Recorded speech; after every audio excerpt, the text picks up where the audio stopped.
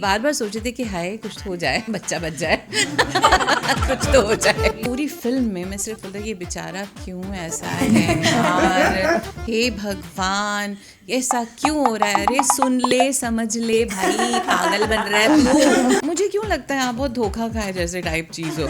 मतलब मैम धोखा तो सभी खाते हैं, मैंने भी खाया। प्यार में खाया है? नहीं।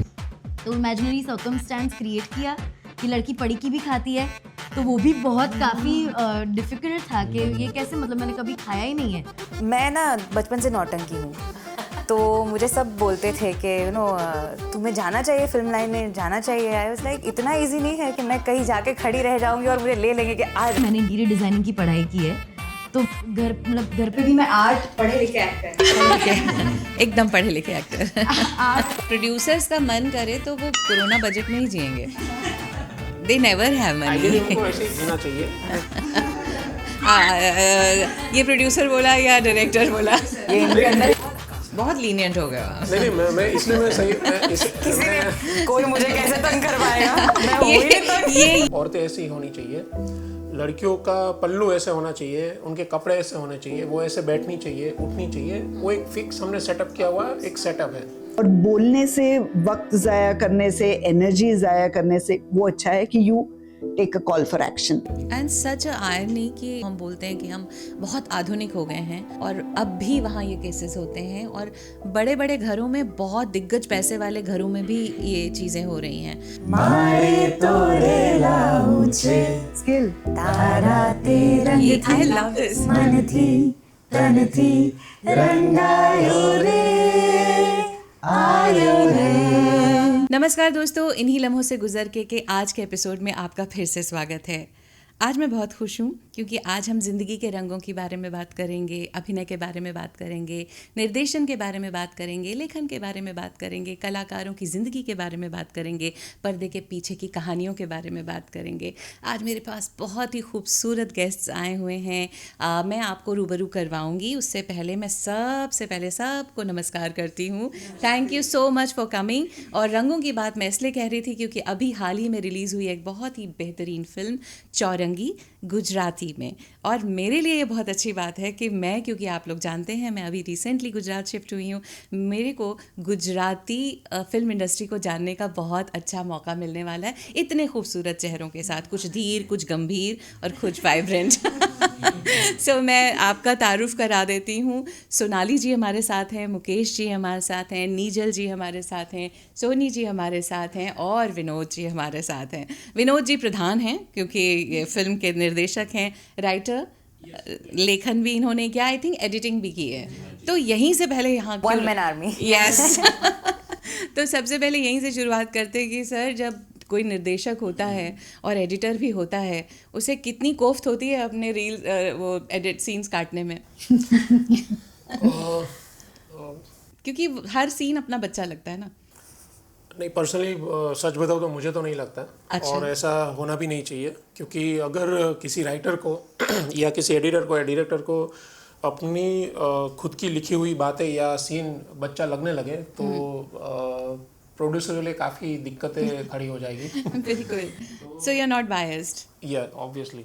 तो मुझे ऐसा कुछ भी नहीं लगता। जब हम लोगों ने जब फर्स्ट कट देखा यानी देखी, तो वो 2 घंटा 35 मिनट्स की थी। ठीक है, फिल्म। और हमें पता था कि हमें इतनी लंबी फिल्म नहीं बनानी है। ठीक है, तो उसमें कुछ ऐसे सीन थे जो मन तो कर रहा था कि ये हमें नहीं काटने, पर देखा जाए तो जब फिल्म रिलीज़ होती है तो बहुत सारे पॉइंट्स को देखना होता है। डिस्ट्रीब्यूशन लेवल, फिल्म का लेंथ, फिर वो थिएटर में कौन से शो पे कब रनिंग करेगा, सब कुछ। तो अगर आप प्रैक्टिकल मोड पे आओ तो फिर आपको वो सीन बहुत आराम से काटने ही पड़ते हैं, और उसकी प्रिपरेशन हमारी जब लिखते हैं तभी से होती है। तो इसीलिए लिखने के टाइम पर ही हम इतना ध्यान देते हैं कि फिल्म का जो फाइनल फुटेज आए, जो फाइनल लाइनअप होता है, वही इतना कम हो कि हमें वो काटने छूटने वाली कुछ बात में हमें क्या बोलते हैं आना ही ना पड़े, और आराम से हम। तो इतना पहले ही आप अपना तैयारी कर लेते हैं। और क्योंकि आप राइटर भी हैं तो आई थिंक राइटर होना और एडिटर होना और निर्देशक होना, आई थिंक काफ़ी उसमें सॉर्ट कर लिया जाता है।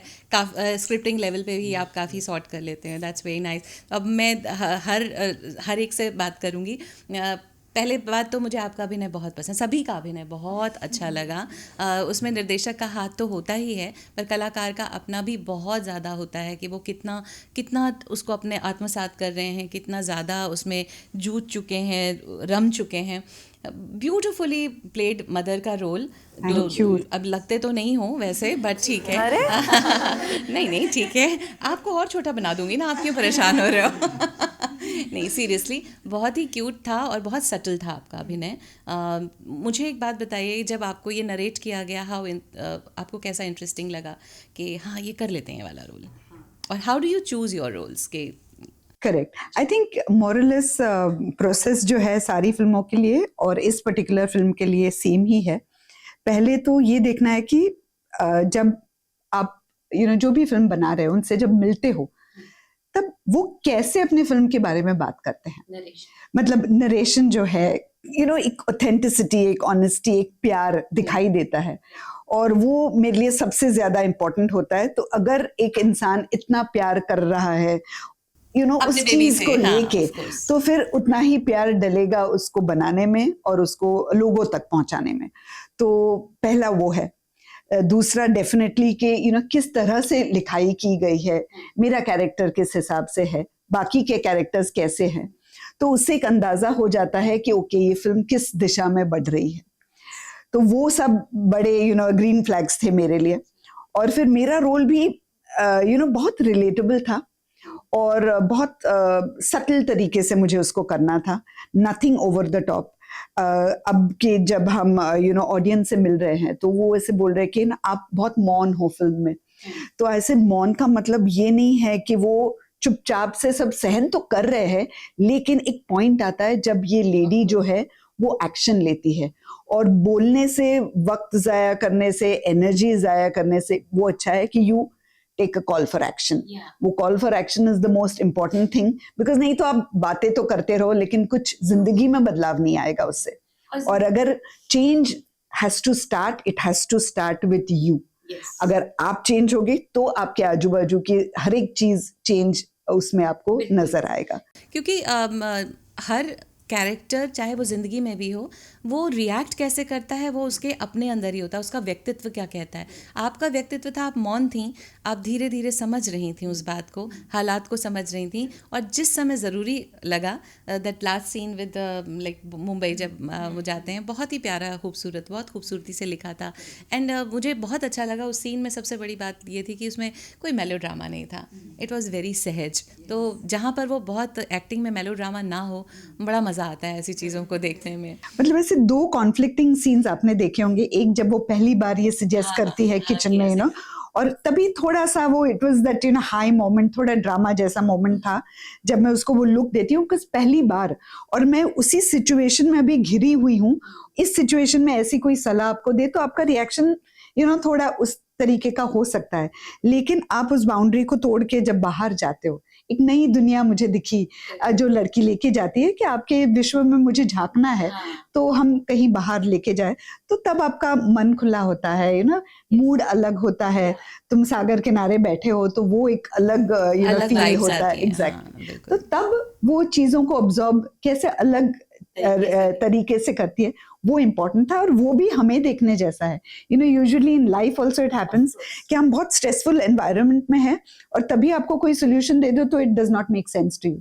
बट वही चीज अगर आप इत्मीनान से सोचो, आराम से सोचो, कहीं खुले दिमाग से सोचो, तो वो चीज तुमको तुम जानते हो कि ये इम्पोर्टेंट चीज है, लेकिन उसको हैंडल कैसे करना है, दैट इज वो कैरेक्टर का विजडम है जो बाहर आता है। बिल्कुल। और मैं इसी बात पे मैं अपने दोस्तों से भी ये बोलना चाहूँगी, फीमेल फ्रेंड्स से बोलना चाहूँगी कि सही मायने में आप किसी भी हालात से गुजर रहे हो, एटलीस्ट एक कदम बढ़ाइए आगे, अपने लिए भी कुछ सोचिए। और ज़रूरी नहीं है कि आप एक्शन बहुत विरोध में दें, मगर अपनी खुशी, अगर आप खुश नहीं हैं तो शायद आप अपने आसपास के लोगों को कभी भी खुश नहीं कर सकेंगे। थोड़ा बाहर निकल के एक कदम बढ़ाने की ज़रूरत होती है, शायद आपका नज़रिया थोड़ा बदल जाए।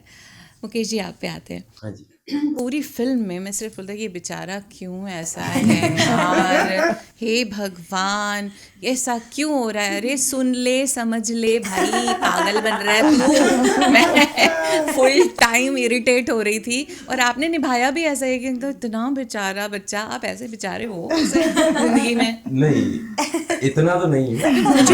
मुझे क्यों लगता है आप बहुत धोखा खाए जैसे टाइप चीज़ हो, कुछ ऐसा खाए हुए हो क्या आप कुछ जिंदगी में? धोखा नहीं लगता है सीरियसली।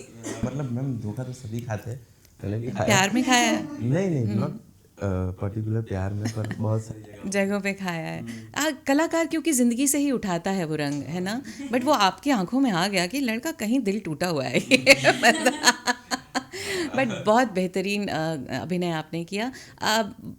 क्या आप अदरवाइज वैसे मस्ती उल्लास वाले हो या गंभीर हो? नहीं, मैं हूँ मस्ती वाला। मस्ती वाले हैं बिल्कुल। चलो इन्होंने गवाही दे दी। तो आपको जब ये निर्देशन बता रहे थे आपको कि आपको इस तरह से रखना है, तो तोला माशा आपको अपने आप को संभाल के रखना पड़ा या आप really wanted to go beyond that? संभाल के तो नहीं रखना पड़ा। जब सर ने सुनाई थी स्क्रिप्ट तो मैं काफ़ी हद तक उसको रिलेट किया। क्यों रिलेट किया? क्योंकि ऐसे बहुत सारे लोग मेरे आसपास हैं जो अपनी मिड एज में है, मतलब 37-38 के आसपास है और उनकी शादी नहीं हुई है और घर वाले किस तरीके से उनकी शादी करवाते हैं। जैसे कि बहुत सारी लड़कियां हैं जो एमपी से मतलब लाते हैं और पैसे देकर शादी करते हैं। सामने मतलब लड़की के पापा को पैसे देते हैं। अच्छा। और तो ऐसे लोगों को मैंने देखा ऐसा भी होता है कि लड़की वालों को पैसा मिलता लड़की है? वालों यार को। हमारे समय में ऐसा क्यों नहीं था? तो ये है एमपी रह गया आपके वो जर्नी में। यू नो मेरी जर्नी अरे में मैं ठीक है, अभी मैं बता ही देता हूँ। बताइए। अभी की बात है, मैं मेरी मम्मी से बात कर रहा था तो तो कब करेगा आप शादी, क्या है ये? एक्चुअली मेरा अच्छा, you're not ना married. मेरा डिवोर्स हो चुका है। देखो दिल टूटा वाली बात तो सही ना, आई एम सॉरी। हाँ, तो मम्मी ने बोला तो ऐसा है कि मुझे पता चला एमपी में कोई लड़की है तो वहां से पर उनको पैसे देने पड़ेंगे। मम्मी मत करो ऐसा ही। हाँ, तो ऐसा है।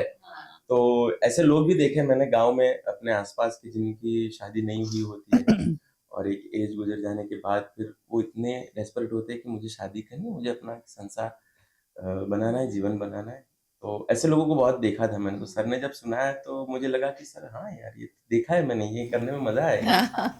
और बहुत अच्छे से आपने उसका अभिनय किया। और एक्चुअली संसार के हिसाब से देखा जाए तो जिस ढंग से भ्रूण हत्याएं हुई हैं ना लड़कियों की, तो अगर अब इतनी कमी आ गई है ना कि जो आप बात कह रहे हो ना, आने वाले वक्त में वो शायद हो भी जाएगा इस तरीके और लेवल पे जाएगा कि जब लड़कियां शायद ना मिलें। और ये एक अलग टॉपिक है, इसमें हम बहुत लंबी बातें कर सकते हैं। But now coming back to you, not back to you again to you, कि आपका जो किरदार था, अगर औरतें उसे देखें या किसी बेटे की माँ देखे तो क्या भाई क्या कर रही है तुझे क्या? और एक जो वो तो ना बेखुदी सी एकदम मस्ती अल्हड़पन, उसे कोई फर्क नहीं पड़ रहा है कि ये बच्चा, और आप उसको लुक्स तो बड़े प्यार भरे दे रहे हो। हाँ, डोंट बॉदर एट ऑल। और वो उभारा आपने बहुत अच्छे से कि इरिटेट हो जाए बंदा आपको कि क्या कर रही है भाई तू, क्या है, तेरे को अक्ल नहीं है क्या? वो हाउ डिड यू, मतलब स्क्रिप्ट जब मिली तो आपने कितनी तैयारी की अपने उस रोल के लिए? सो अगेन कैरेक्टर मेरे रियल लाइफ से बहुत दूर है। तिलकवाड़ा की एक लड़की है, कभी मैं गांव गई नहीं हूँ तो मेरे लिए बहुत डिफरेंट कैरेक्टर था। पर जब सर ने ब्रीफ दी ना तो उन्होंने बोला था कि ये वो लड़की है जैसे पढ़ी नहीं है कोई। So she is in that age के जहाँ पे माँ बाप उसको रिस्ट्रिक्ट कर रहे हैं और वो उतनी रिबेलियस हो रही है। कहानी में बाकी जितने भी किरदार है उसमें विमेन आर बीइंग विक्टिमाइज्ड। यहाँ पे आप दूसरे को मतलब जान के नहीं, पर वो मतलब उसे इतना एक्सप्लोर करना है अपनी ज़िंदगी, अपने ड्रीम्स के, उसमें उससे क्या हो जाता है इसकी उसे समझ नहीं है। तो जब ये कैरेक्टर मिला तो काफ़ी बहुत मतलब डिफ़िकल्ट था। मैं भी समझने की कोशिश कर रही थी कि ये चाहती क्या है, but then when I understood कि where it is coming from, तो एक्टर का काम है कि living truthfully under imaginary circumstances. तो इमेजिनरी सर्कमस्टांस क्रिएट किया। ये लड़की पढ़ी की भी खाती है तो वो भी बहुत काफ़ी डिफ़िकल्ट था कि ये कैसे, मतलब मैंने कभी खाया ही नहीं है, तो ऐसा ऐसा जो करना था चालू बस में वो थूकना था। तो मेरे हाउस हेल्प है पार्वती बहन, वो पड़ी की खाते हैं, तो फिर मैंने देखा कि वो कैसे खाते हैं, क्या करते हैं।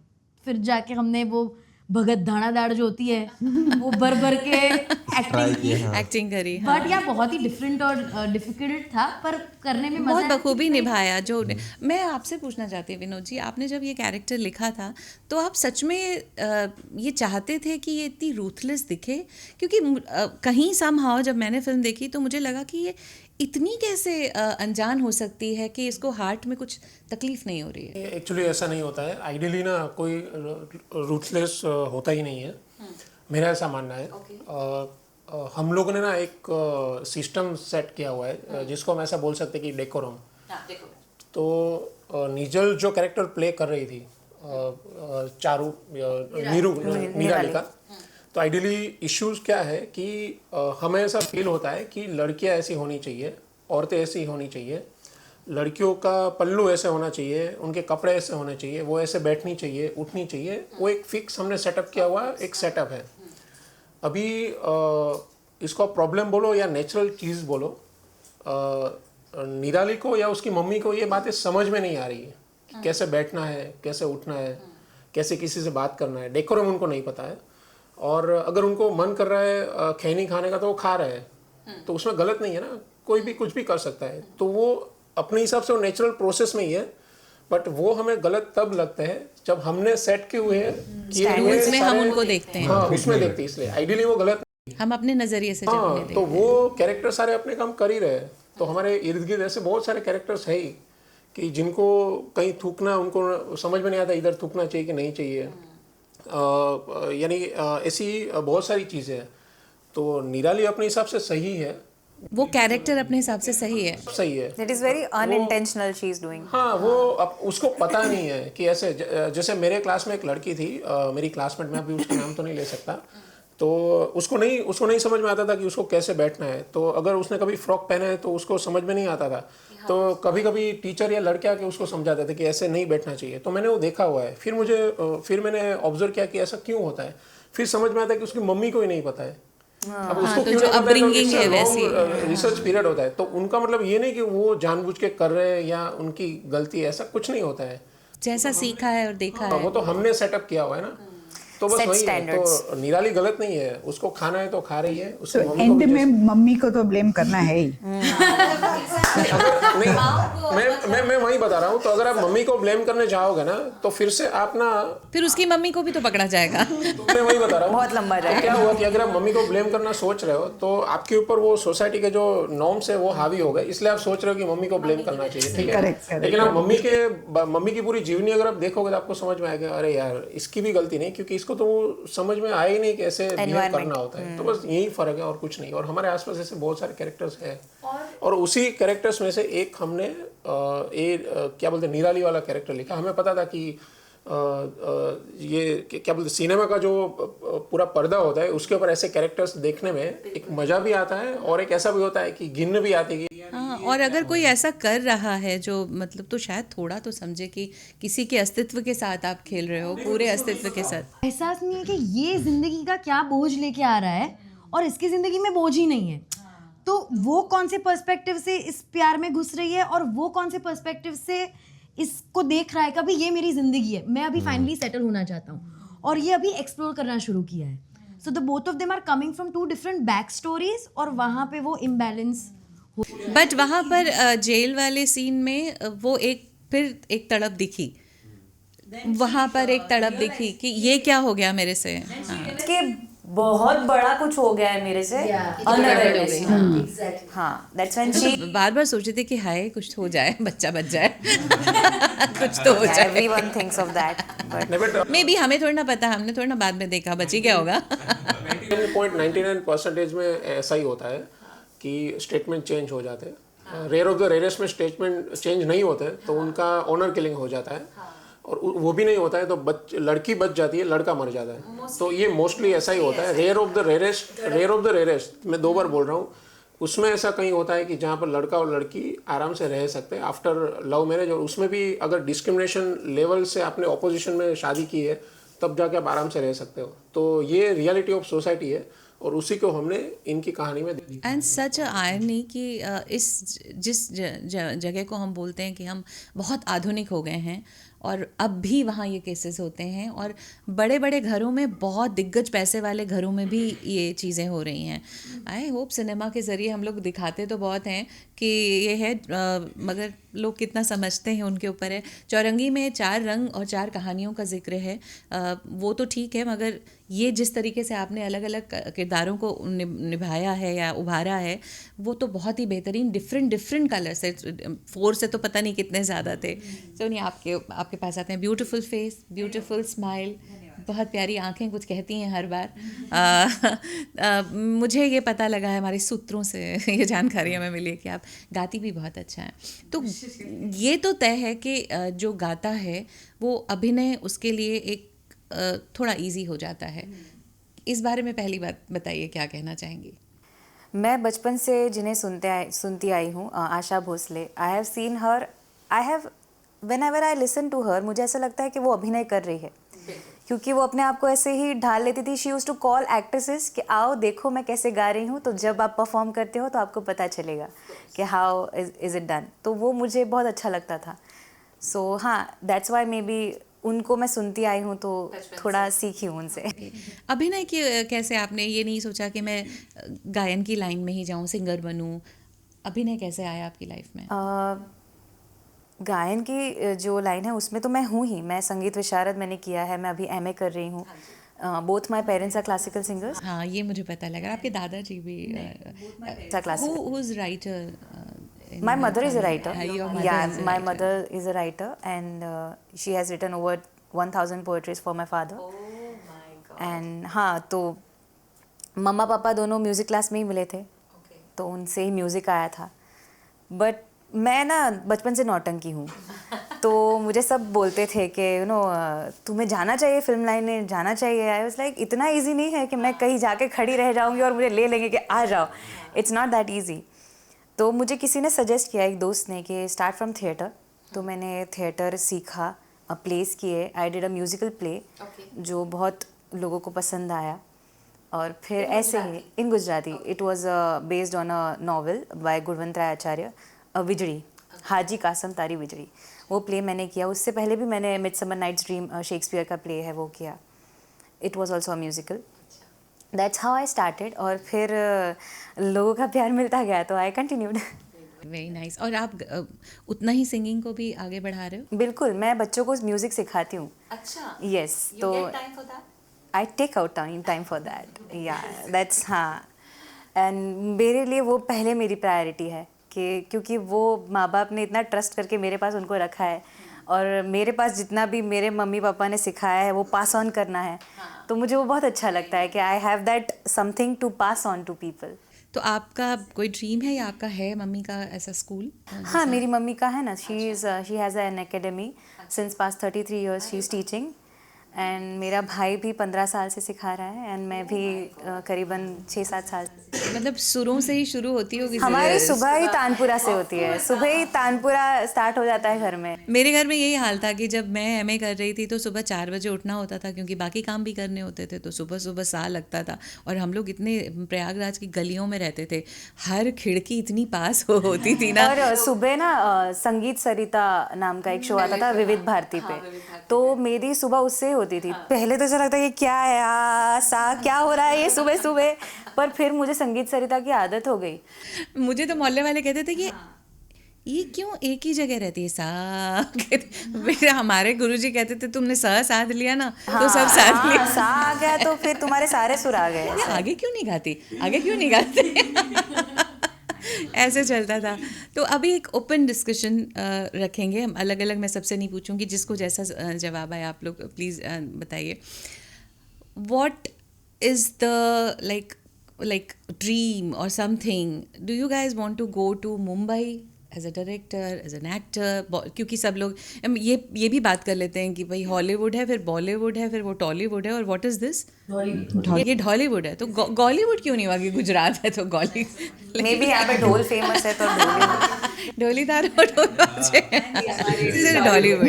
तो ये ढॉलीवुड से कुछ बॉलीवुड का सफर तय करने का मन है, या खुश हैं आप अपनी इस industry? Where do we start from? Sonali. थोड़ा काम किया है मैंने वहाँ पे हिंदी में, like I have done web series for Z5 and एक आध फिल्म में, बट ऐसा कोई खास ये नहीं है कि जाना है। It's not the end of a journey, part of the journey definitely बन सकता है।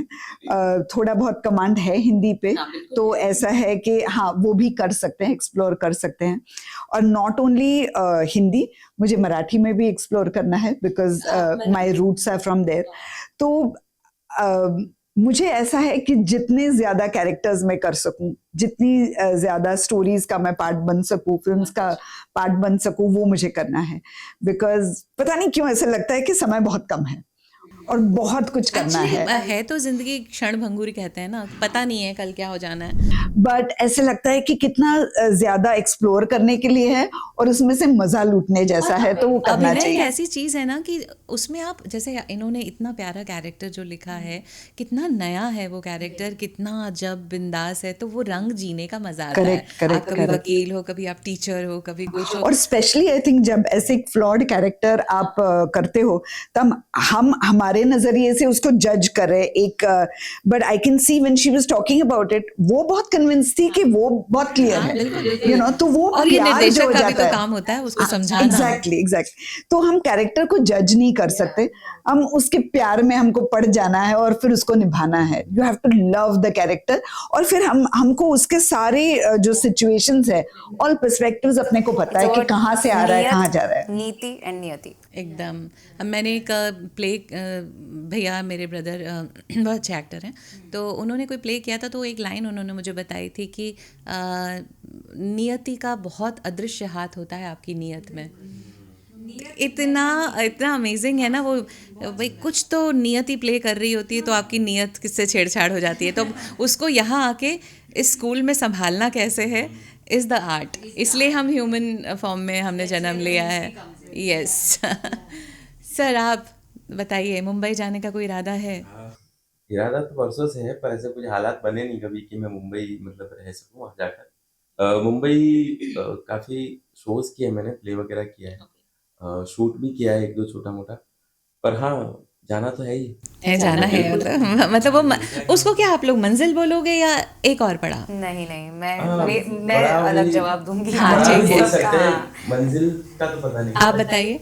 नहीं, मेरा ना ऐसा कोई सपना नहीं। मुझे तो ये करना है कि जो भारत में ये जो सीमाएं बन गई है ना अलग अलग इंडस्ट्रीज की, ये सीमाओं को ना गायब कर दो और पूरी एक इंडस्ट्री बन जाओ, because art has no boundaries, of course. Please don't keep any boundaries, it should be pan India. But अगर आएगा तो आप करोगे? अच्छा कोई रोल आया? हाँ, मैं यहाँ खींच के लाऊंगी मुंबई को, या फिर मेरा गुजरात लेके जाऊंगी। Exactly. वो जो बॉर्डर है ना उसको मैं vanish मैं अपनी टीम से यही बोलती हूँ कि सब लोग मुझे बोलते हैं कमाल है यार, तुम मुंबई छोड़ के गुजरात क्या कर रही हो? बिकॉज पता नहीं क्यों, You're अगर bringing the Mumbai here. या अगर मेरे अंदर कोई बात है, अगर ईश्वर ने मुझे कुछ भी आर्ट दिया है तो मैं यहाँ क्यों नहीं क्रिएट कर सकती हूँ?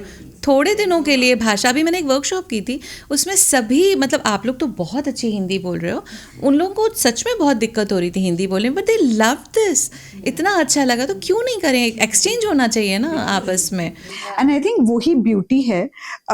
हम मतलब जो सर्कमस्टेंसेस में यू नो बड़े हुए, जो कुछ हुआ, कौन से सिटीज में आप विजिट किए, रहे, पले बड़े, तो वो जो चीज है, वो जब एक कैरेक्टर जैसे और एक पर्सन जाता है कैरेक्टर निभाने के लिए, उसी से वो अलग हो जाता है। अगर वही कैरेक्टर, वही ब्रीफ, वही इंसान दे रहा है मुझे एज अ एक्टर, मैं वो अलग तरीके से परफॉर्म करूंगी because of the journey that I have had so far personally, and similarly somebody else would do it in a different way.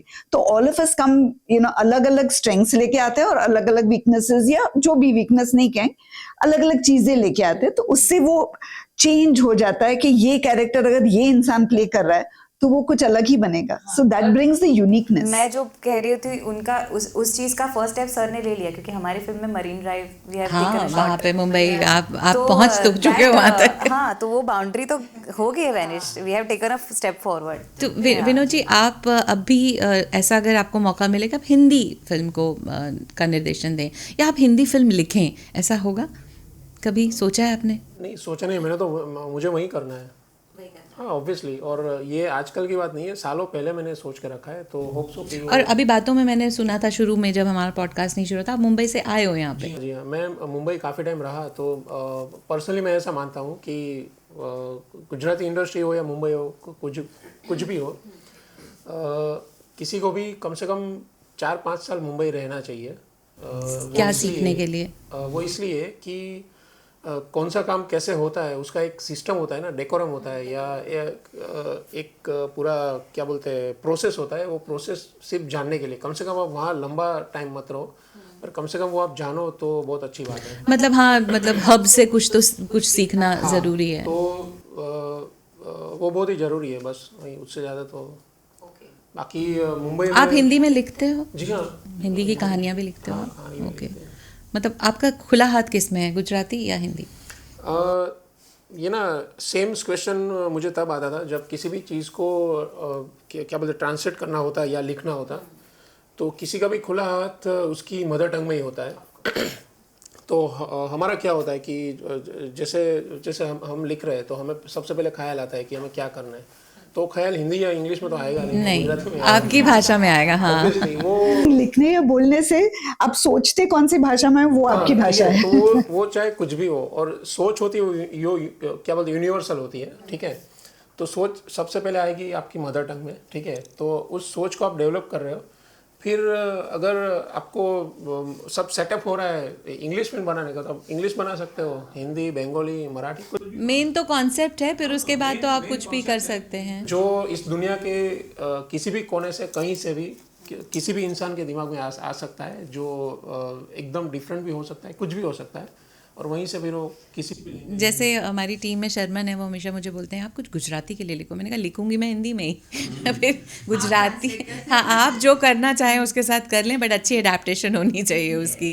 तो वो आप बताइए मैम. जी, तो मेरा भी यही कहना है कि as an actor if you get to live 100 lives in one life, एक ज़िंदगी में जो मेरा बचपन से यही आंसर था कि क्यों एक्टर बनना है, क्योंकि मुझे एक ही ज़िंदगी में 100 ज़िंदगियाँ जीने मिल रही है, तो उसका फिर भाषा से कोई मेरे लिए लेना देना नहीं है. अगर जो बात कहनी है वो कही जा सकती है, तो मुझे तो सब भाषाएं सीख लेनी है. आप शुरू से ही यहाँ रही हैं गुजरात में? या I am born and brought up in Baroda. मेरे मम्मी पापा आर्किटेक्ट से, मैंने इंटीरियर डिज़ाइनिंग की पढ़ाई की है, तो घर पे भी मैं आर्ट पढ़े लिखे एक्टर. एकदम पढ़े लिखे एक्टर. आर्ट देखते देखते ही बड़ी हुई हूँ मैं, और बचपन से ये टीवी देखती थी, तो मुझे था कि यार ये जो हो रहा है वो बड़ा मज़ा आ रहा है, तो उसके थ्रू फिर थिएटर चालू किया, स्ट्रीट प्लेस किए कॉलेज में.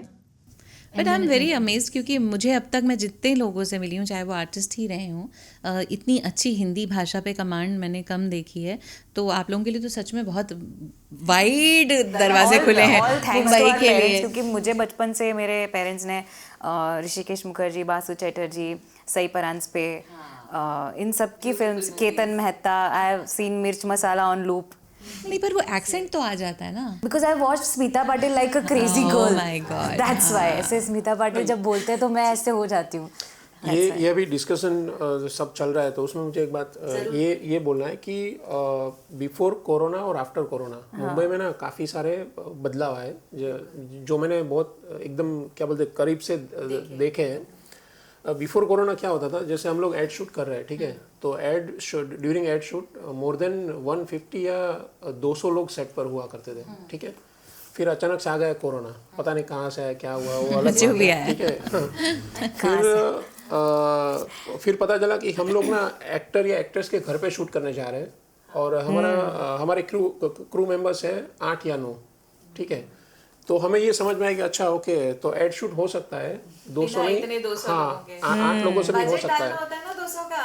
ठीक है, बिफोर कोरोना एक शब्द था माइक्रो बजट. ठीक है, माइक्रो या नैनो, तो उसका भी एक स्मॉल वर्जन आ चुका उसके बाद. तो एजेंसीज ऐसा हाँ, अब हम इतना ही सेल्फी है, शूट और करके भेज इसमें सकते हैं, उनको यही है। समझ में आया कि इतना हो लेकिन सकता है। इस दौरान जब फिल्म ऑफर हुई थी मुझे एक बार, तो ऐसे बोला था कि हमारा कोरोना बजट है। हाँ, तो That was the ये budget. है Yeah, कोरोना this बजट, क्योंकि कोरोना उसमें budget. ना Wow, ये I didn't limitation- प्रोड्यूसर्स का मन करे तो वो कोरोना बजट में ही जिएंगे. They never have ideally money. उनको ऐसे ही जीना चाहिए।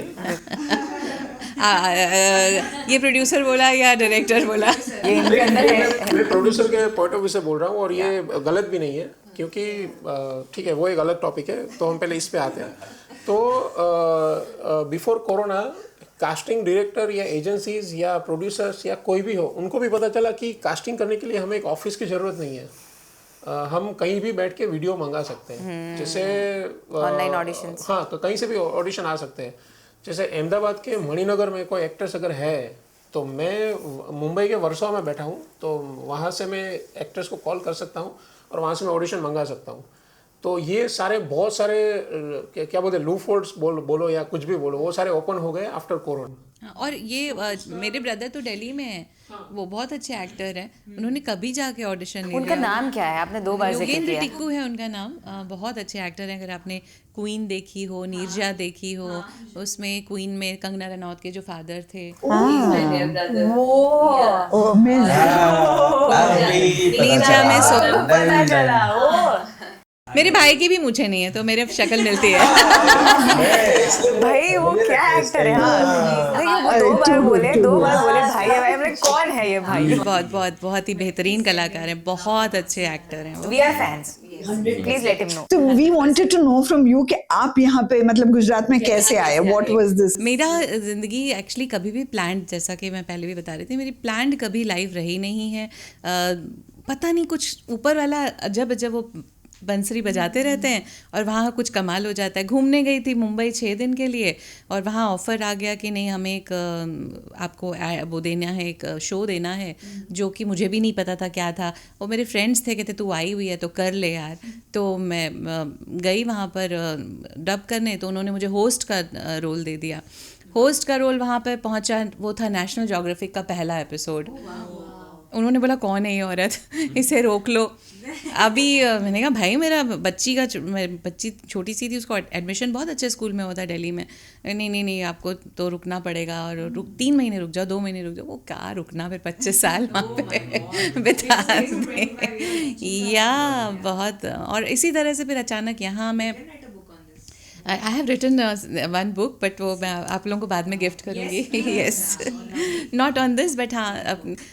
तो वहाँ यहाँ पर आई तो मैं यहाँ से एक्चुअली कुंभ जा रही थी नहाने के लिए, कि चलो फिर इंदौर में रुक गए क्योंकि वहाँ पे रश हो गया था बहुत, और मेरे साथ हमेशा पेट्स ट्रैवल करते हैं, तो आना नहीं पॉसिबल हो पाया. हम लोग अहमदाबाद आए और कुछ एक लोगों से हमारी मीटिंग फिक्स थी, और जब हम उनसे मिले तो उन्होंने कहा आप यहाँ आ जाओ, बहुत काम है, बहुत ये है, अरे ये देखिए. तो फिर हम लोगों ने 2-3 बार विज़िट की, और पता नहीं फिर कुछ ऐसे हालात हो गए 2000 थोड़ा सा पर्सनल, तो उनको लगा चलो ठीक है, शायद संसार कह रहा है उठाओ डेरा डंगर यहाँ से.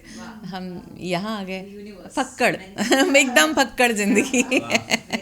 आपके बारे में आप जैसे बात कर रहे हैं, मुझे ऐसा महसूस हुआ कि आप वैसे हो जो जिंदगी में ऐसे मैजिक ढूंढते हो, जादू ढूंढते हो, और वैसे लोगों को यूनिवर्स रिसेप्टिव हो ही जाता है, क्योंकि उसके बगैर ज़िंदगी है ही नहीं. जो हाँ, और जो लोग नहीं देखते हैं ना, उन्हें नहीं पता होता कि उनके आसपास मैजिक घट रहा है. Exactly. पल पल घट रहा है. बस आपको Actually, yeah, my story would be the latter story of yours, because I am an architect, interior designer by profession. 20-22 साल. हाँ, पढ़े लिखे. हाँ, नहीं, मतलब 20-22 साल बाकायदा प्रैक्टिस की, और फिर पता नहीं कहाँ से मैं एक्टर बन गई.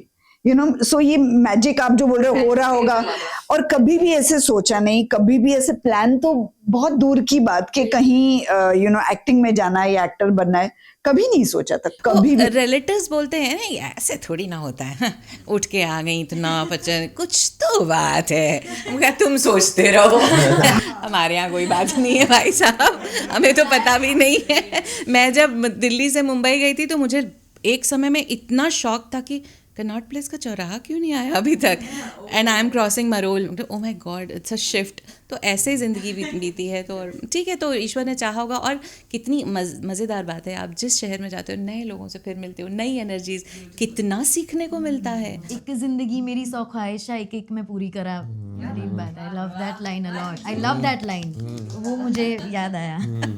नाइस। तो अब आते हैं वापस फिल्म पे, जो थोड़ी मज़ेदार का, वो जो पर्दे के पीछे की कहानियाँ हैं। किस किरदार ने आपको सबसे ज़्यादा तंग किया है? किरदार ने मतलब शख्स ने कौन देर से आता था बट काम अच्छा कर जाता था? सच बजाओ तो यानी किसी ने भी नहीं, किसी ने हमें तंग नहीं किया।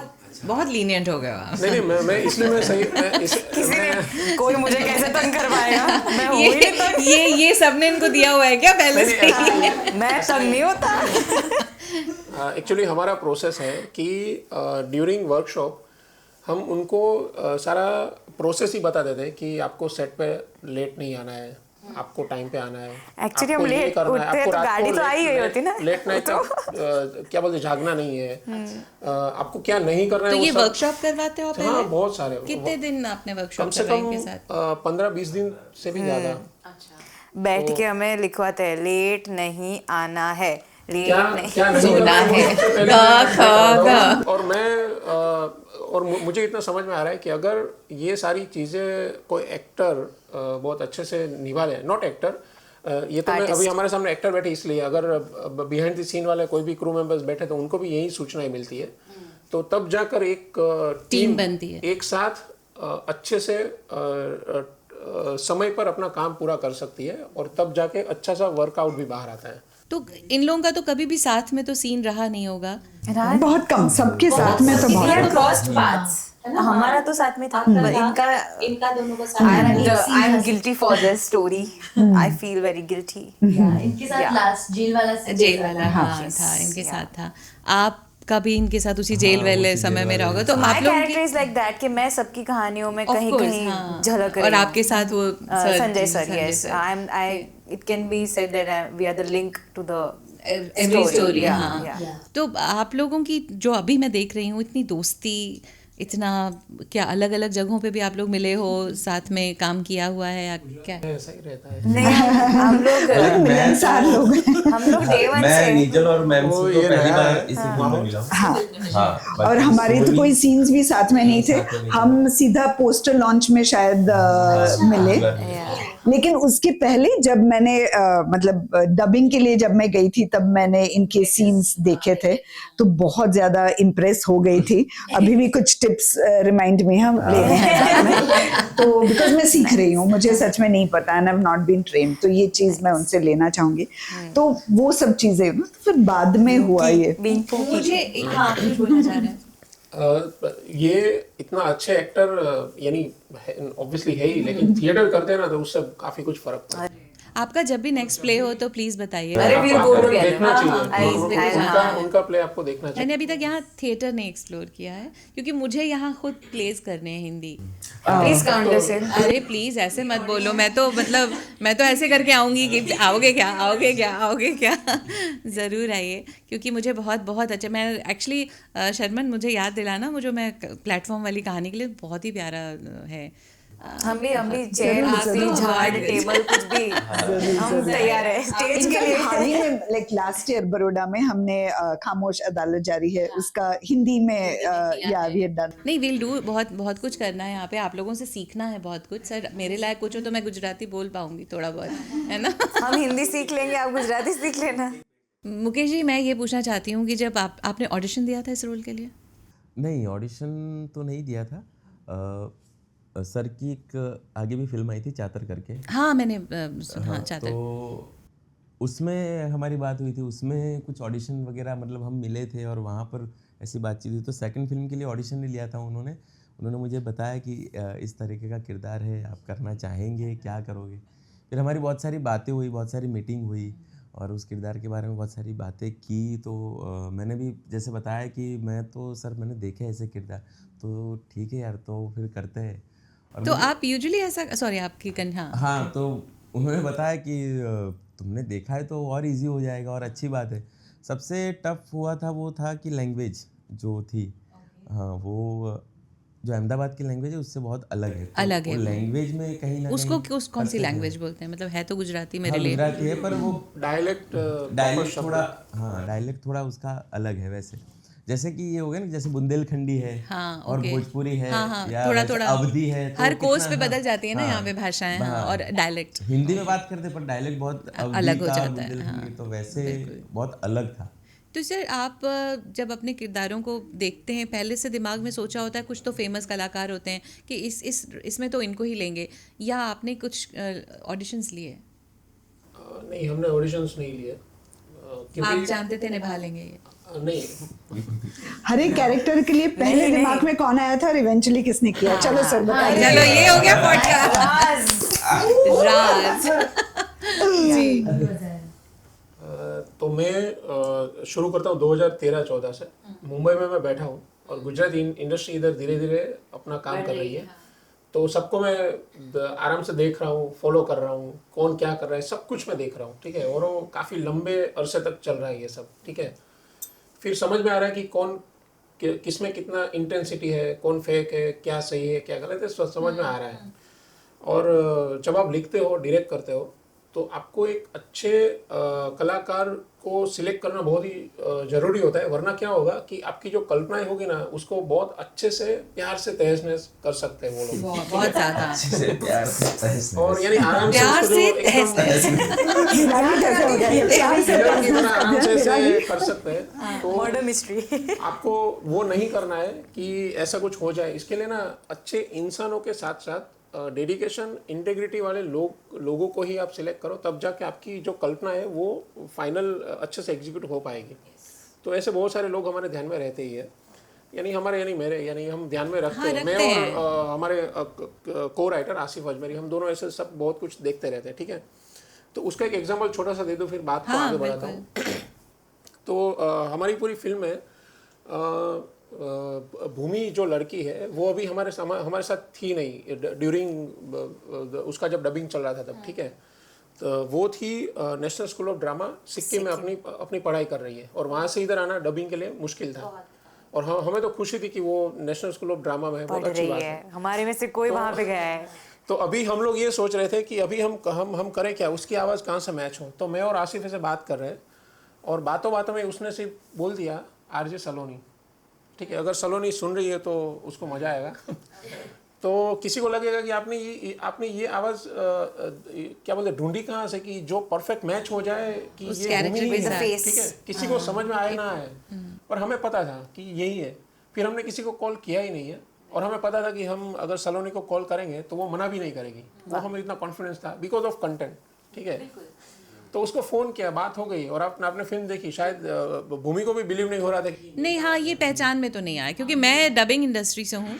मैं समझ जाती हूँ कि ये तो इसने नहीं किया है, खुद ने नहीं किया है। तो बिल्कुल बहुत अच्छा किया था। दूसरा एग्जांपल, ऐसे बहुत सारे एग्जांपल मैं बोल सकता हूँ। दूसरा, निजल इधर बैठी है, तो जब्बर प्रेम हम जो शूट कर रहे थे, तो उसमें बीच बीच में लड़की बोल भी रही है, जाना वगैरह वगैरह, ठीक है। तो उसमें भी हमें एक ऐसी आवाज़ सर्च करनी थी जो निजल जैसी ही लगे। तो दीपाली व्यास करके है, तो हमें पता था वो हो जाएगा। तो म्यूजिक डायरेक्टर से हमारी बात हुई, तो हमारा सेटअप हुआ और आराम से हो गया। तो फिर से मेन टॉपिक पे आते हैं। तो हम लोग पर्सनली आर्टिस्ट को ऑब्जर्व करते हैं, और तब जाके हमें ट्रस्ट होता है। सीसीटीवी कैमरास हैं आपके तरफ? सर आप वर्क देखते हो या सोशल मीडिया देखते हो? Just asking, like work in films या सोशल मीडिया हम नहीं देखते। सोशल मीडिया, क्योंकि वहाँ तो सब फेक ही होता है। मतलब वहाँ से जज नहीं करते वैसे। वहाँ से हम जज नहीं करते, सर तो क्योंकि प्ले देखने आए थे मेरा शायद। नहीं, अभी मैं आपको दिखा, फॉर एग्जांपल कविता के कैरेक्टर के लिए अगर जैसे 3-4 करोड़ का अगर बंगलो है, और कविता के कैरेक्टर के लिए अगर मैं सबसे पहले मैम के पास ना जाऊं तो वो जरा अपने आप में ऑड लगेगा, क्योंकि मुझे उनका हिस्ट्री सब पता है। और ये करोड़ोंपति लगती हैं शक्ल से, तो इसलिए इनके पास जाना। अब हमारे पास थोड़ा ना हो गया ऐसा करके बैठे हुए हैं, ऐसे थोड़ा ना अच्छा। Oh my God, you're the most gorgeous woman we have seen. Please, yeah. Come That is on. negative publicity she's giving. That we praise her. You're very beautiful. तो ये छोटी छोटी ऐसी सारी बातें हम ध्यान में रखते हैं। फिर मुकेश जो है ना, मुकेश ना एकदम जमीन से जुड़ा बस हुआ बंदा। 1 सेकंड, बस उतना ही क्राइटेरिया था। ज़्यादा हो गया आपकी तारीफ बहुत हो गई। Then acting came as a package. Oh, she can act also. Wow. She's pretty and good actor. Criteria आपको नंबर उन्होंने 1 से पैसा दिया है संभालने के लिए बात को? नहीं, I love them all ना। किसी का कुछ बुरा नहीं लगना चाहिए। I love them all. वो अभी भी यहाँ भी बॉन्डिंग है मैंने संभाला है भाई। क्राइटेरिया नंबर 1 वो हुआ। क्राइटेरिया नंबर 2 ये हुआ कि उनमें वो तड़प है कुछ अच्छा काम करने को दिखती है, तो ये 2 इनफ है। और ये सेकंड वाली बात तो संभालने वाली थी, पर करोड़पति वाली बात मुझे तो सेकंड वाली ज़्यादा अच्छी लगी। एक बात ये कि निजल के कैरेक्टर के लिए, यानी निराली के कैरेक्टर के लिए हमें कोई लड़की मिल नहीं रही थी, ठीक है। मैंने बहुत सारे ऑडिशंस दिए, पर वो एक लड़की होती है ना कि जो नेचुरली दिखे कि वो सब जानबूझ के नहीं कर रही है। अगर कोई एक्टर ये सारी चीजें जानबूझ के करेगी ना, तो फिर थप्पा लग जाएगा मेलोड्रामा का, और वो तो हमें करना ही नहीं था, क्योंकि नहीं करना तो हमें पता था। मैंने अभी अभी रिसेंटली एक मूवी देखी है जिसमें सब कुछ बहुत जानबूझ के लग रहा था। मैं नाम भी नहीं ले पाऊंगी अभी क्योंकि मुझे बहुत मार पड़ेगी, बट मैं एक हिंट दे देती हूँ कि वो कुछ ऑस्कर के लिए जाने वाली थी। मुझे इतनी फेक लग रही थी वो चीज़, पूरा कैरेक्टर ही फेक लग रहा था, तो वो दिख जाता है जो आपने बोला ऑफ कैम। हाँ, वो बताना। निजल को मैं मिला फर्स्ट टाइम उसके घर पर ही मैं मिला, और हमारी जो मीटिंग थी वो 2 से 2.5 घंटा तक चली। उसमें से हार्डली मैंने 15 मिनट ही बोला था, बाकी सब वही बोल रही थी। तो बस वहीं से उसका कास्टिंग होगा। हाँ, मैं जानती हूँ आपने क्या लिखा है, हाँ मैं जानती हूँ आपके मन में क्या है, हाँ मैं जानती हूँ मैं कर लूँगी। नाइस। और ध्वनि वाला जो कैरेक्टर है वो रिप्रेजेंट करता है करंट सिचुएशन के यंगस्टर्स को, जो कहीं ना कहीं कंफ्यूज है बहुत सारे लेवल पे। मैं सिर्फ रिलेशन की बात कर रहा हूँ, बाकी में वो सब अव्वल है। उनसे भी हम लोग सीख रहे हैं बहुत कुछ। तो सोनी को मैं मिला 1-2 बार, ऑफिस में मिलना होता था, हम लोग काफ़ी सारी बातें करते थे। फिर धीरे धीरे समझ में आता था, अच्छा फिर ये ना हम लोग बातें करते करते मैं ना जानबूझ के एक अलग टॉपिक पे भी लेके जाता था, ताकि समझ में आए कि नॉर्मल रूटीन लाइफ या लाइफ के कुछ क्वेश्चन को वो कैसे डील करती है। तो समझ में आ रहा था कि अच्छा डील नहीं कर रही है। तो ये बेस्ट है धोनी के लिए, और जो आपने देखा वो सब है। एक चीज़ और मुझे पूछनी थी कि आप लोगों को सेट पर इनसे डर लगता था या सहज? नहीं, डर तो नहीं, बिल्कुल थोड़ा भी नहीं। Collaborative energy, genuinely.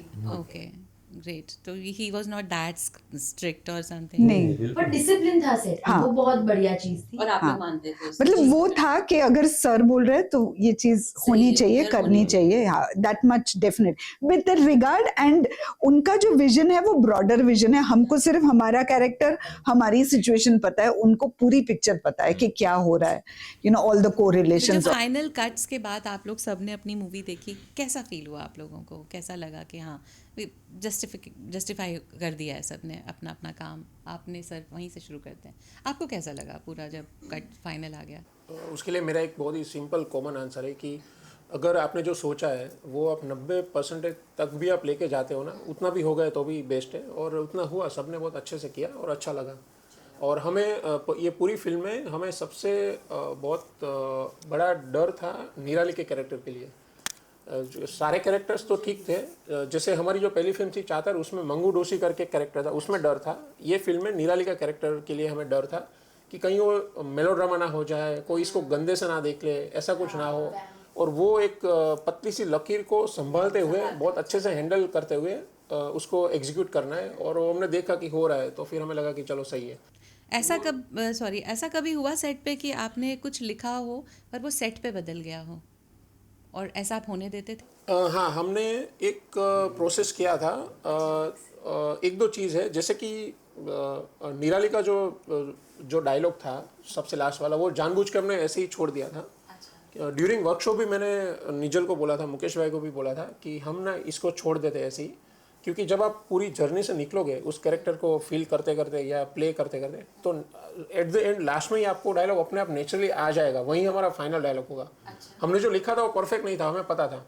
हमने जो लिखा था वो परफेक्ट नहीं था, लाइन सिर्फ एक ही थी, पर जैसे ही वो शॉट हुआ कम से कम 2 या 3 रीटेक हुए थे। फिर लास्ट वाले एक रीटेक में निजल ने निराली बन के आराम से बोल दिया कि शुरुआत तो मैंने मज़े के लिए ही की थी बस, तो वही परफेक्ट था। फिर हमने बोला चलो डन, हमें यही चाहिए था और वो हो गया। और ये आपके दिल से निकला था वो बात? हाँ, क्योंकि वो पता हमने डिस्कस किया था एक्चुअली। वो डायलॉग जो मुझे अभी याद नहीं कि ओरिजिनल डायलॉग क्या था, सर ने, मैंने और आई थिंक आसिफ सर भी थे, हमने डिस्कस किया था कि ये वाला लेना है या ये दूसरा वेरिएंट लेना है, क्योंकि दोनों के दो इम्पैक्ट डिफरेंट हो रहे थे।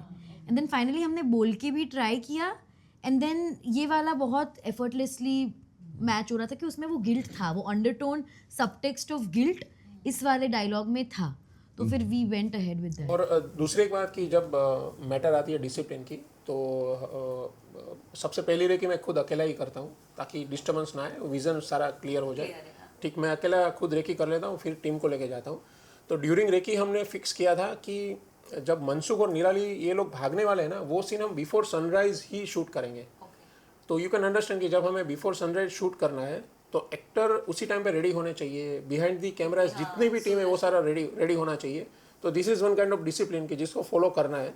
और एक अच्छा सा पर्वत था, पर्वत के पीछे सूरज है जो जस्ट अभी निकला हुआ है, और उसी टाइम पे हमें ये सीन शूट करना है जहाँ पर मनसुख को एकदम क्या बोलते गंदी सी खराब सी स्कूटी लेके आता है और ये बोलते हैं कि अरे यार ये तुम्हें यही मिल गया वगैरह वगैरह। ठीक है, तो पूरी टीम का एक बहुत अच्छे से रोल होता है कि जो टाइम पे पहुंच जाए और बिफोर सनराइज हम वो सीन शूट कर ले। सेट पे जाके बदलाव क्या हुआ कि जब हम शूट कर रहे थे तो स्कूटी का चाबी खो गया। अच्छा, बहुत ढूंढा उसको, काफ़ी मेहनत हुई, और फिर ऑन द स्पॉट हमने सेटअप किया कि ये स्कूटी वाला जो सीन है उसको हम लोग ट्रॉली पे शिफ्ट कर दें।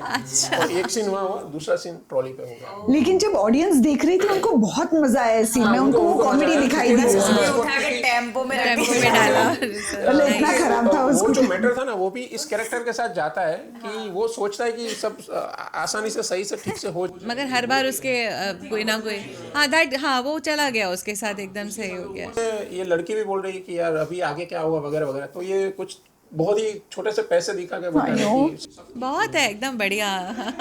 फिल्म इट वाज लाइक मन का हो तो अच्छा, मन का ना हो तो और भी अच्छा। वो सीन और अच्छे से एग्जैक्टली, बहुत अच्छे से हो और एक्चुअली नाम ऐसे दिए थे, निराली तो निराली, गया, एकदम निराली। और मनसुख के सब सुख मन नहीं रह गए। मन नहीं रह गए बेचारे। नहीं, बट मैं रियली आपके लिए बहुत ज़्यादा प्रार्थना करूँगी कि आप मतलब आपकी नज़रों में भी एक अच्छा प्यार भरा और एकदम सच्चा पवित्र कभी एक्सप्रेशन आ सकें इन योर लाइफ। मैं आपके लिए प्रे करूँगी। एंड मैं अब कुछ एक क्विक क्वेश्चंस करूँगी, फटाफट वाले, बिना सोचे जवाब देना है। आप अपने आप को एक शब्द में क्या बोलेंगी? God's child. Hard working. ये था साउंड। मैं एक ध्वनि हूँ। मैं ध्वनि हूँ। Oh, cross connection. मनसुख। मामा's boy। नाइस गर्ल्स, ध्यान रखना। Okay sir, integrity. Okay great. एक और राउंड हो जाए। तो वहीं से शुरू करते हैं, अभी वहीं से शुरू करते हैं। अभी धर्म आपके लिए क्या है? सेटलमेंट। सेटलमेंट में वो ऐसी चीज़ है जिसको आप यानी वो मोल्ड है, उसको आप कहीं भी कैसे भी सेट कर सकते हो। तो बस वही। मोहब्बत। वाह, मोहब्बत क्या है? मोहब्बत क्या है आपके लिए? स्पिरिचुअलिटी। नाइस, अपनी बनेगी। बताइए। रिश्तेदार। जो अपने लाइफ को बहुत कंट्रीब्यूट करते हैं। इट डिपेंड्स ऑन यू कि आप उनके साथ कैसे संबंध बनाते हैं। और यू नो अगेन, जैसे एक फिल्म सेट की तरह कोलैबोरेटिव होता है, जो आप दो वो आपको मिलेगा। ओके, अब माँ के बारे में तो आपसे मैं नहीं पूछ सकती क्योंकि मैं समझ गई कि जवाब क्या होगा। What is Bollywood to you? Bollywood, मैं आप मुझे बोल सकते हो कि मैं फिल्मों वाला लड़का हूँ, क्योंकि मैं बचपन से बहुत सारी फिल्में देखी बॉलीवुड की। I love Bollywood. मैं बॉलीवुड हूँ। मैं बॉलीवुड मैं बॉलीवुड बनना चाहता हूँ। उनकी आवाज कितनी अच्छी है ना, बहुत प्यारी आवाज He है played आपकी। Guru Dutt in a play. Oh yeah. Wow, Yeah. आपकी आवाज सच में बहुत अच्छी है। तो आप गाते भी हो ना? नहीं, हाँ Yeah, थोड़ा he sings आपने very गाना nice. भी होगा। हाँ, सुर में गाता है। आपके लिए मैं पूछूंगी family. Everything. I think my anchors, that, especially my parents, and of course my extended family. I am where I am, who I am, everything I owe it to them. और वो पता है आपकी पर्सनालिटी में झलकता है कि बहुत जगह आपकी तारें इतनी प्यार से जुड़ी हुई हैं, वो आपके चेहरे पे झलकता है बस। या मुझे ऐसा लगता है, इट्स ब्लेसिंग होती है, बहुत बड़ी ब्लेसिंग होती है। देखिए, एंड नोट तो करना ही, वरना हम तो कभी कितनी ही बातें करते चले जाएंगे। बहुत ब्लेस्ड फील कर रही हूँ, मैं आप लोगों से मिली, पहली मेरी फिल्म है, गुजराती फिल्म के बारे में फ़र्स्ट टाइम बात कर रही हूँ, और इतना मज़ा आया आप लोगों से बात करके, इतना अच्छा लगा, बहुत ही फैमिली जैसा माहौल हो गया था, वाइब्स बहुत अच्छी हो गई थी। बट अब एक तो पहले हम लोग, एक आप लोग गाओ, जो उसका जो एक ब्यूटीफुल सॉन्ग था, वो एक बार आप लोग सब मिलके गाओ, द ब्यूटीफुल सॉन्ग, सब मिलके गाओ, और फिर एक सोनी से गाना सुनेंगे हम। झूमर मतारा रणकी ने, झांझर मतारा बहकी ने, मारे तोरे लाऊचे, स्किल तारा ते रंग I love this. मन थी तन थी, रंगायो रे आयो रे, तारा ते रंग थी मन थी तन थी, रंगायो रे आयो रे। The Chaurangi anthem. Yes, Soni एक सॉन्ग आपसे सुने बगैर नहीं जाएंगे, साथ में भी गुनगुना सकते हैं। जीना भूले थे कहाँ याद नहीं, तुझको पाया है जहाँ, सांस फिर आई वही जिंदगी, जिंदगी तेरे सिवा हाय भाई नाना, जिया लागे ना, तेरे बिना मेरा कहीं जिया लागे ना, ना जिया लागे ना। It was Lata Mangeshkar's death anniversary. Yes, अभी दो दिन पहले। अभी yes, thank you so much. मैं अभी उठूंगी, फिर मैं सबको गले लगाऊंगी, tight hugs. Thank you so much. फिर से हो सकता है आपकी एक नई बड़ी फिल्म के लिए फिर मुलाकात होगी, और हम लोग शायद साथ में कभी काम भी कर लेंगे। Yes, thank you so much once again, दिल से धन्यवाद दोस्तों, थैंक यू सो मच। आप हमारे साथ जुड़े रहे, अगले एपिसोड में फिर मिलिएगा। इन्हीं लम्हों से गुजर के को आज यहीं विराम देते हैं। नमस्कार। इन्हीं लम्हों से गुजर के